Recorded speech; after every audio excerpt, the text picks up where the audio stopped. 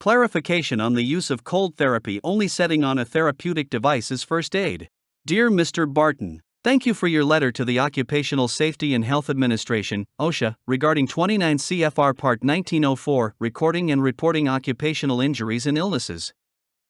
Specifically, you ask whether the use of a cold therapy only setting on a therapeutic device is considered first aid for purposes of OSHA record keeping. In your letter, you state that your company has developed a care system device that has a dual modality, offering a separate cold therapy and compression therapy functionality. We understand that when treating an injury, cold water flows from a device through a hose onto one side of a wrap, and that air flows from the device through a hose to the other side of the wrap.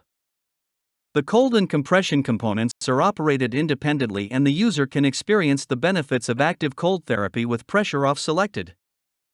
You also state that the pressure off setting does not affect the functionality of the cold therapy delivered through the wrap. Section 1904.7(b)(5)(2) of OSHA's record-keeping regulation requires employers to record work-related injuries and illnesses that result in medical treatment beyond first aid. Under Part 1904, medical treatment does not include first aid as defined in paragraph 1904.7(b)(5)(2). The section specifically states that using hot or cold therapy is first aid. See subparagraph E. Section 1904.7(b)(5)(3) goes on to state that the list of first aid treatments in Section 1904.7(b)(5)(2) is a comprehensive list of first aid treatments. Any treatment not included on the list is not considered first aid for OSHA record-keeping purposes. In determining whether the use of the cold therapy only setting on your device constitutes first aid or medical treatment under the record-keeping regulation, OSHA's Directorate of Technical Support and Emergency Management consulted with the OSHA Office of Occupational Medicine and Nursing, OMN. A review of the literature description on your care system was discussed and analyzed. After completing the review, OSHA has determined that applying only the cold therapy component of your device, with no compression, is first aid for injury and illness record-keeping purposes.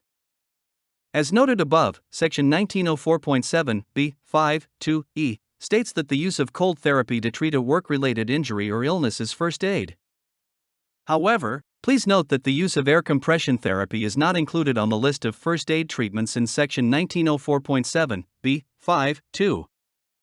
Accordingly, when the air compression component of your device is used, either with or without cold therapy, to treat a work-related injury or illness, the case must be recorded on the OSHA 300 log.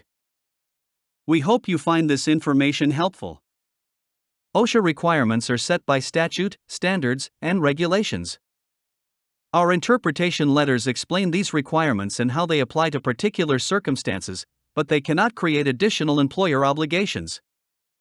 This letter constitutes OSHA's interpretation of the requirements discussed. Note that our enforcement guidance may be affected by changes to OSHA rules. Sincerely, Amanda L. Edens, Director, Directorate of Technical Support and Emergency Management.